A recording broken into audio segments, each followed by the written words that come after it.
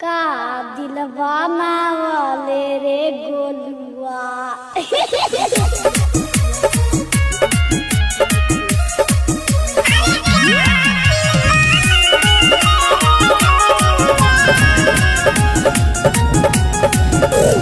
साचो में गोलुआ ते कातिल बनाइले सोशल मीडिया पर वायरल हो गइले।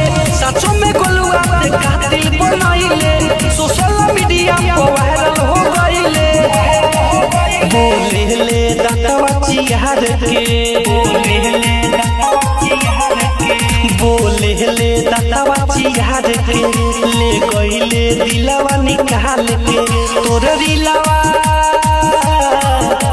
रिलवा देखे में सारा लोगवा भइल बाबे अस्त अस्त। तोर वीडियो लागेला बड़ी मस्त मस्त, तोर वीडियो लागेला बड़ी मस्त, तोर वीडियो लागेला बड़ी मस्त मस्त, तोर वीडियो लागेला बड़ी मस्त। का दिलवा वाले रे गोलुआ। Music by Kundan.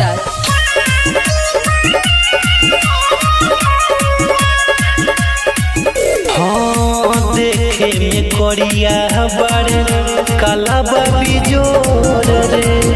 Insta Facebook पर चले बड़े सोर रे। देखे में करिया बड़े काला बाबी जोर रे। इंस्टा फेसबुक पर चले बड़े सोर रे। तोरा वीडियो पर बढ़ता व्यूज सब देखी भइल कन्फ्यूज। तोहर एंडिंग में तेरा रे काम तोहर बा सख्त सख्त। तोर वीडियो लागेला बड़ी मस्त मस्त, तोर वीडियो लागेला बड़ी मस्त, तोर वीडियो लागेला बड़ी मस्त मस्त, तोर वीडियो लागेला बड़ी मस्त। का दिलवा वाले रे गोलुआ। म्यूजिक बाय कुंदन।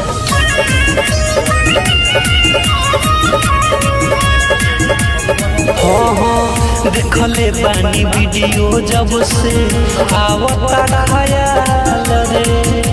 अजीत रामू हंस के मचौले बा धमाल रे।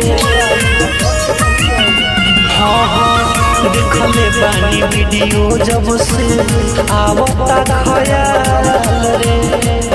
अजीत रामू हंस के मचौले बा धमाल रे। दीनानाथ भाई करे बधाई सुनई है बा तोहर सच्चाई। रवि रंजन लूदन सानू वीडियो शेयर करे ले जस्ट जस्ट। तोर वीडियो लागेला बड़ी मस्त मस्त, तोर वीडियो